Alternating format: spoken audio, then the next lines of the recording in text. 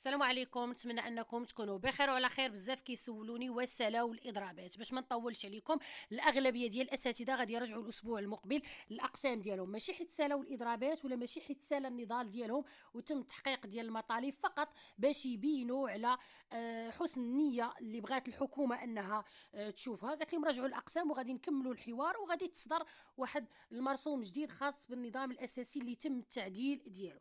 حيت واخا الاساتذه يعني زادوهم في الصالير واحد شويه، ماشي هذا هو الهدف ديالهم. قد ما هما باغين ان النظام الاساسي اللي تم الاصدار ديالو سابقا انه يتلغى، وهما دابا ما بغاوش يلغيوه، غادي يقوموا بالتعديل ديالو، عاد غيصدروا واحد نظام اساسي اللي هو معدل. قالوا لهم رجعوا الاقسام ديالكم بما قادين لكم النظام الاساسي بلا ما نبقاو نضيعوا في التلاميذ.